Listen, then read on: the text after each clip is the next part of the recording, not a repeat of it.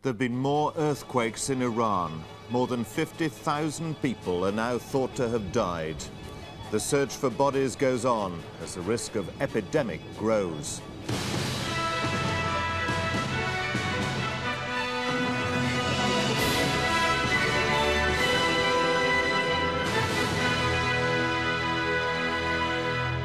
Good evening. There's been more strong earth tremors in northern Iran, causing more damage and disrupting relief work in areas affected by Wednesday's earthquake. 37,000 bodies have already been recovered. Officials say the final death toll will probably be more than 50,000, and nearly 250,000 people have been injured. In the villages round Rudbar, they're burying the bodies in mass graves as soon as they're found because of the danger of epidemics. From there, our correspondent Jeremy Bowen reports. For mile after mile, the towns and villages of northwestern Iran have been destroyed. Rescuers have not had the time or the helicopters to reach dozens of settlements. The land itself is deformed. Where the helicopters have been able to land, they've found scenes of terrible sadness.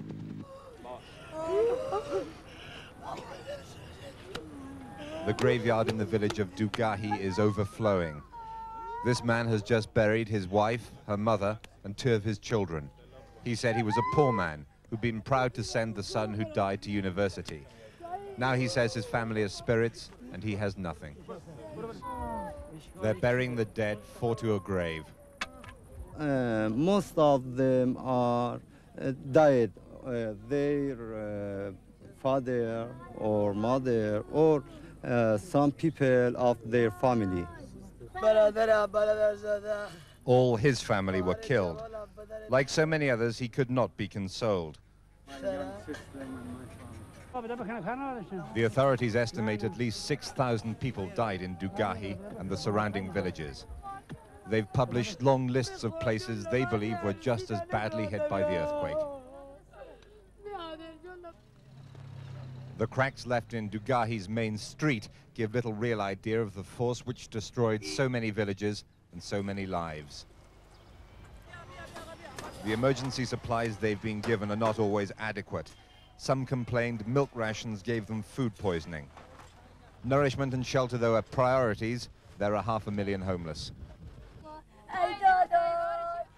For some, that seems to hardly matter.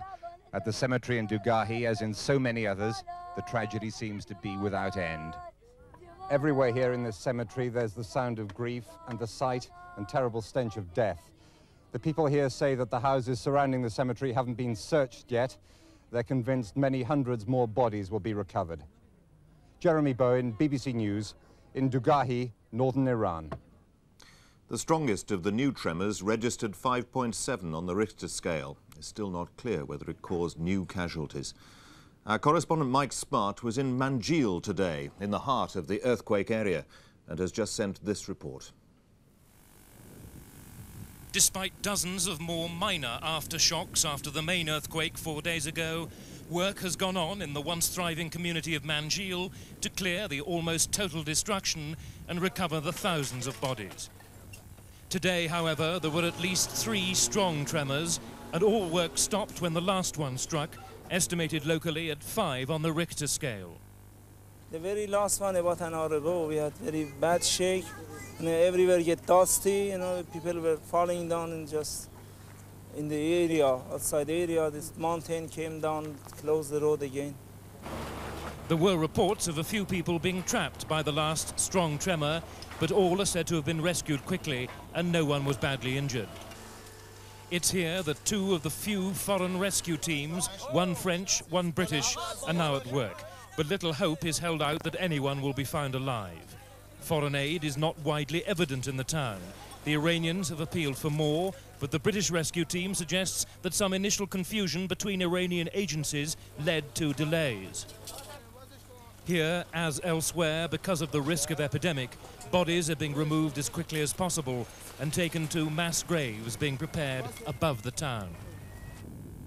In temperatures approaching 100 degrees, the job of burying the dead is a terrible one, and identification of bodies from families completely wiped out by the earthquake, sometimes impossible. The one blessing for Manjil is that a dam holding millions of gallons of water in a lake adjoining it held during Wednesday's earthquake. But as a town, it no longer exists. Mike Smart, BBC News, in what used to be Manjil, northwestern Iran. Here, the Labour MP Frank Field now looks certain to get a second chance to win re-selection as candidate for Birkenhead in the next general election. The Labour official who has been investigating allegations of militant infiltration into the local Labour Party has completed her report. It'll be put to the National Executive Committee on Wednesday. Neil Kinnock charged the party's director of organisation, Joyce Gould, with a delicate task, sorting out a row about militant infiltration which could still undermine the party's drive to win over the middle ground. Tonight, Mrs Gould said she'd finished her report but refused to confirm any details. The MP Frank Field got a sympathetic hearing from Mr Kinnock when he presented a 200-page dossier claiming he'd been dumped by his local party and would be barred from fighting the next election as a Labour candidate because of infiltration and vote rigging by extremists. The man who won the selection battle, local trade union official Paul Davis, was the target of many allegations. But I understand the report clears him of the most serious charges. It confirms he's not a militant and that there were no important voting irregularities. It does recommend action against at least 7 suspected militants in the local party, but that's not the grounds for the rerun. Mr Field gets a fresh chance on almost a technicality, that both he and Mr Davis engaged in mudslinging in the press before the election procedure had started. The Labour Party report will put Mr Field on the spot. He demanded an inquiry and he got one, but the verdict is only a partial victory for him. Now he's got to decide whether to take his chances in a fresh ballot or perhaps embarrass the party by resigning and fighting a by-election as an independent.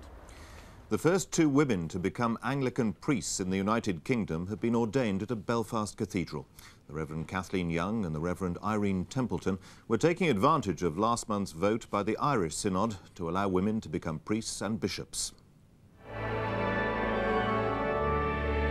Today's ordinations at St Anne's Cathedral came unexpectedly early. It's only 5 weeks since the church voted for women priests. But the local diocese saw no reason not to include women candidates at their very next ordination day, rather than make them wait another year. Receive the Holy Ghost for the office and work of a priest in the Church of God. Cameras were excluded from the actual ceremony in a deliberate attempt to maintain a low-key atmosphere. But having become the first church in the United Kingdom to ordain women priests, the Church of Ireland must now be the first to tackle the practical problems which may follow. Some priests won't be welcoming the Reverend Kathleen Young and her colleague Irene Templeton into holy orders. Indeed, they won't accept their ordinations as valid. But that didn't spoil the celebrations today. I'm thrilled. It's a great day. It's a great day for the Church of Ireland, and it's a great day for the Anglican Church throughout the world. A sense of awe, a sense of privilege. The presiding Bishop of Connor knows campaigners for female ordination want to capitalise on events in Ireland to strengthen their campaign in England, where the issue's far more divisive. Things we will learn from what's happened in the Church of Ireland in the last few weeks are definitely going to be used back home. They will not go where they are not welcome, and I'm quite certain the Church of Ireland will play absolutely fair with the Church of England in this matter. Women ordained in Ireland cannot legally work as priests in England, but the Irish experiment will be watched with interest. England's soccer captain Brian Robson has arrived back in England, his World Cup over. He now faces possible surgery on the Achilles tendon injury he sustained in England's game against Holland 8 days ago. England arrived in Bologna this morning with hopes of beating Belgium to progress further in the competition, but without the man whose inspiration might have made the task just that bit easier. There was just one Robson on the plane, Bobby. The other, Brian, was arriving meanwhile in Manchester for specialist advice and possible surgery on his damaged Achilles. He's made international comebacks before, but can he really expect to do it again, particularly under a new England manager? Well, that's up to Graham Taylor. Obviously, if he's the next England manager. But I mean, about yourself, presumably you would hope to carry on as England skipper. Yes, to me, if I'm fit at the beginning of this season and I'm playing well, then hopefully the England manager will pick me. Taken off in the second half against Holland, his second premature exit from the World Cup finals leaves England missing his leadership as much as his ability. For it to happen again to the boy 4 years later incredibly bad luck and misfortune for him.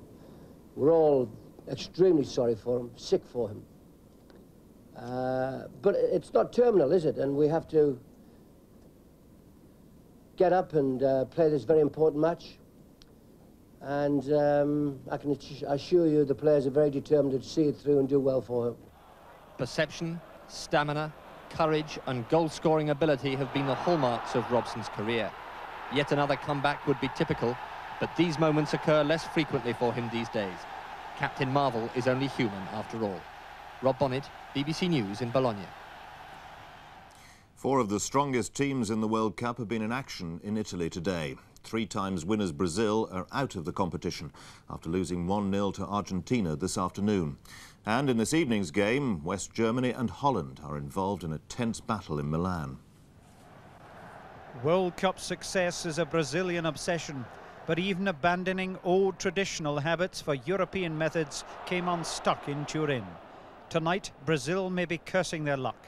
For most of the time, their South American rivals Argentina looked to be on a survival course.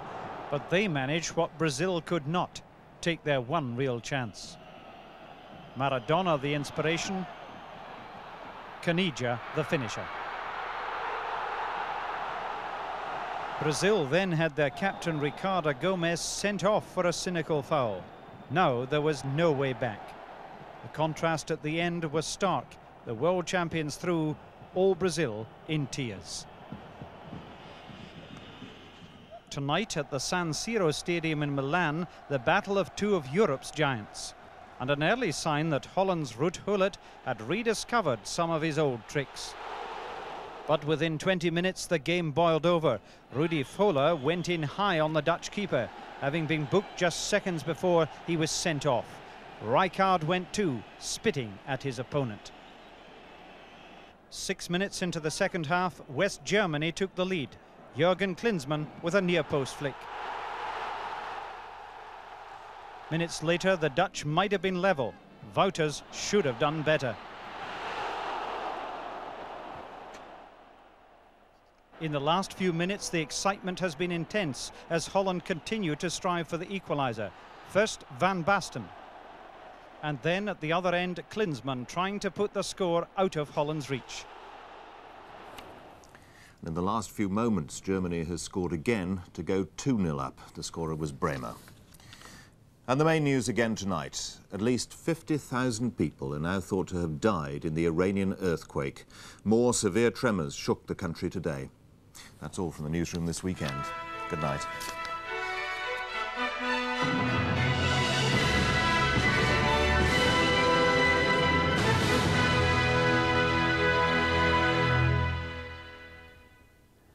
Hello, we could well see the temperatures into the 80s at some stage this week, and it could turn out to be a fairly hot and sticky start to Wimbledon tomorrow.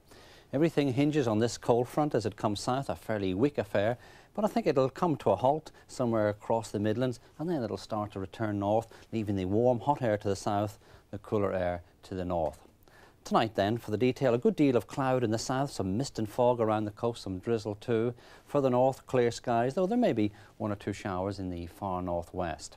The temperatures in the north could be as low as 6 or 8 degrees Celsius, but in the south, a fairly sticky 15 degrees Celsius, 59 degrees Fahrenheit.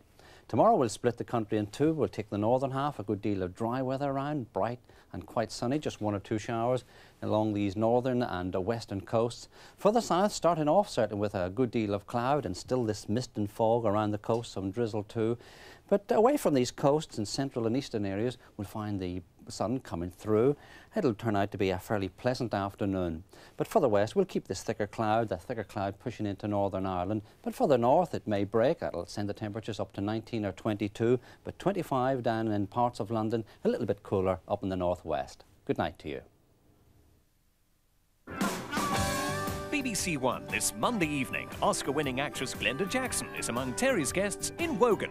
Then at 7:30, live from the Olympic Stadium in Rome, Italy clashes with Uruguay in World Cup grandstand. At 10:30, Panorama examines Mrs. Thatcher's prospects through the eyes of 2 Conservative MPs, Emma Nicholson and Edwina Currie, and asks which way the party should go to stay in power. At 11:10 from the Tower Ballroom in Blackpool, Latin and modern routines return to Come Dancing 90, and there's a new look in the offbeat section. And at 11:40, there's tennis highlights with the best of the first day's play at Wimbledon. And this is Monday Evening on BBC One.